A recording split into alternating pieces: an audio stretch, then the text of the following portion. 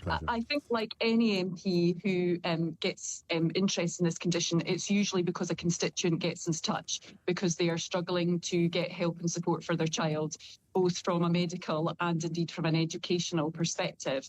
Because one of the things about this condition is the sudden onset of the symptoms that young people who get it experience is just pretty devastating for a family.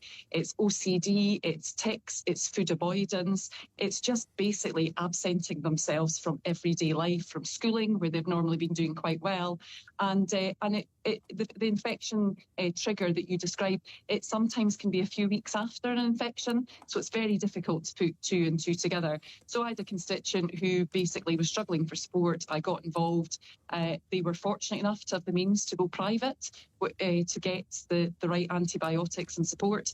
And that's very much the norm. And from my perspective, I just think of potentially those children who are undiagnosed with families who can't afford or support getting and paying for private support.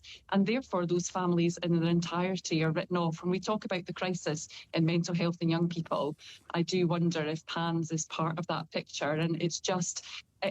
It's described as a rare disease. I'm not convinced it's rare. I think it's more undiagnosed.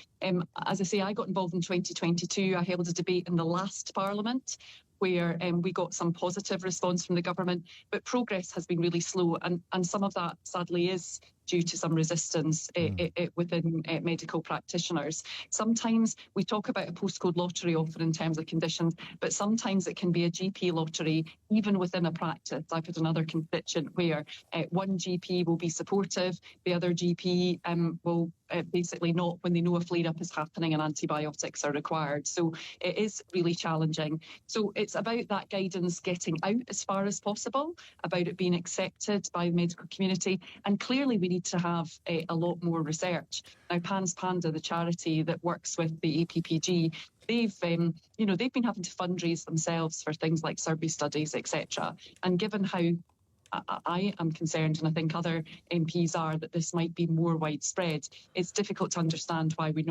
aren't putting a priority on this when we took a look at children's well-being. There will be some parents listening to this, and possibly some people listening to this, who are hearing bells ring in the back of their brain. What do they do now? What do they get in touch with the charity? I think I would recommend that in the first instance, certainly engaging to see that the different resources they have that are available, and indeed get in touch with your MP. I mean, there was for all that. Yes, it was very hot yesterday, and it was a shame. Some of the families that we'd hoped to come along made the difficult decision not to. There are a lot of MPs who are engaged and interested in this work, and actually more of them will be so when constituents get in touch with them to highlight the challenges that they're facing.